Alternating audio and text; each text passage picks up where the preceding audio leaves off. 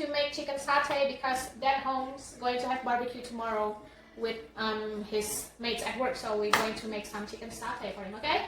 For chicken satay, what we need, I have here 3 kilos of chicken. This is chicken thigh fillet. I like to use chicken thigh instead of breast because they are dark meat. They have a lot more fat content and more moist than chicken breast. Okay, and then here I have ginger, I have garlic, I have lemongrass, I have sesame oil, kecap manis or sticky sweet soy, I have chicken salt, I have peanut butter, and then I also have fried shallot, and I have green onion. And then you could either use this iron stick or you could use the bamboo stick. It's up to you. Both of them work really well. Alright, now let's start to make the satay. Now I'm just cutting the chicken for the satay. So this is already boneless thigh fillet. I'm just going to cut them in dice, in big dice, about 2 by 2 centimeter. I'm just going to cut this into 3 pieces, and I'm going to cut into 3 more pieces like this. Alright? You could obviously make the chicken satay smaller or bigger depending on your taste, but I think this is big enough for me because I'm going to skewer them with the metal skewer, the big metal skewer. If you're using the bamboo stick skewer, cut it smaller. Maybe like you cut it into 3 and then cut it into 4 pieces each. Alright, now I'm just going to keep cutting this until all the chickens are gone. Now we're going to make the marinade for our chicken satay. First, I need peanut butter. You can use the chunky or the smooth, but I prefer the smooth peanut butter. This is not the original Indonesian recipe, but this is the recipe that I found to be easy to make while, you know, we're living overseas in Australia. I'm going to take a big tablespoon of peanut butter. 3 tablespoons. 1, 2, and 3. It's so much because remember I have 3 kilos of chicken, and as I said, if you're only going to make 1 kilo, just do the 1/3 of the recipe. And for this I'm gonna need 6 tablespoons of kecap manis. 1, 2, 3, 4, 5, and last one, 6. Alright, good. You go there. And I'm gonna need 1 tablespoon of sesame oil. Okay, not too much sesame oil, just a flat tablespoon because they have really strong aroma. And I'm going to need, this is 3 tablespoons of fried shallot, and I'm just going to dump it in. You could buy this in any Asian shop. And I'm going to need 1 tablespoon of ginger. 1 tablespoon of ginger. Okay? See that? Okay. And I'm going to need 1 tablespoon of crushed garlic, okay? 1 tablespoon of crushed garlic. Yes, like that. Okay. And last, I'm going to need 1 tablespoon of crushed lemongrass. In. Alright, there you go. And then I'm going to need a little bit of seasoning. I'm just going to use chicken salt. You could use normal salt. I like chicken salt because it has flavor. Maybe about 1 heap teaspoon. Alright? Okay. Now, this, we're going to mix it in. It's going to be like a really thick paste. Mix it in until they are well incorporated, alright? After we have our marinade, we're going to put our chicken in. Okay, let's go. Come in. We have our chicken, and then we're going to put the chicken into the marinade.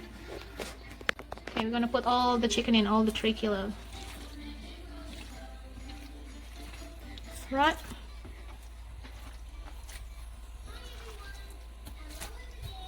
I'm just going to mix the chicken and the marinade. The marinade, it's so thick, you could actually grill this right away on the grill, and then the marinade will stick to the chicken. But it's best if you leave it for at least half an hour before you put it on a stick. Hello, we're back. Oh, hey. We're going to start putting the chicken on the skewer. It's been marinating for about half an hour now. You can see the sizes there, they're pretty good. So when you're putting it on the stick, you want to make sure it goes sort of like, you know, the longest way on the stick so that it doesn't, you try and minimize the flopping around, so to speak. So we can pierce the chicken even a few times if it's going to help sort of stay in place. Yep. Just like that. So we'll put 4 pieces of chicken on,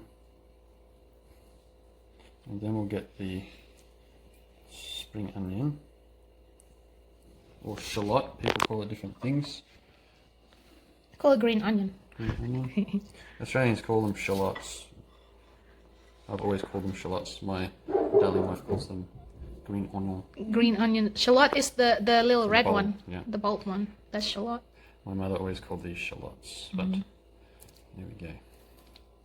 And then you could actually put the green onion in every one piece, but I only have so little. From the garden. No, that's not from the garden. It's from the shop.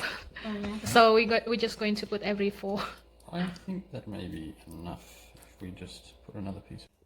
Oh, it's so cold. Work hard, people. Work hard. Always. I'm cracking the whip. The whip. Work harder. We can pop these in here. Right. Look at that. That looks really good. That looks perfect. That's alright. Did you put a piece of green stuff on the start one? No, I'll put it on there. And that's okay. Yeah, that's right. It's alright. Go on. Okay, so we're on the last skewer. We got 21 in total. Wow, that's a lot of skewers. So we've been going at it for quite a while. The girls have been awesome. They've been helping?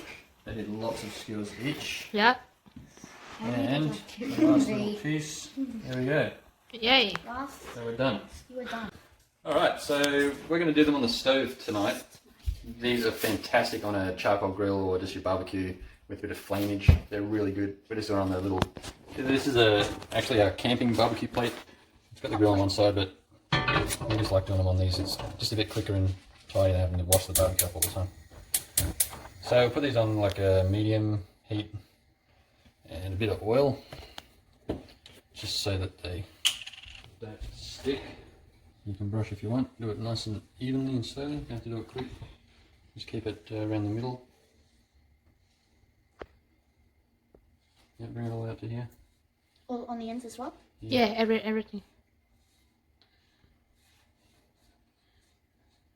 Yeah, that's it. And up at the top edge. Now you need to test the heat of the pan with your hand. Just Hear the sizzle. needs a little bit more. They're good. You good? Yeah, alright, so when you put them on, just give them a little wiggle so they don't stick instantly to the whatever it is that you're cooking on. You're the barbecue king. I do like a barbecue.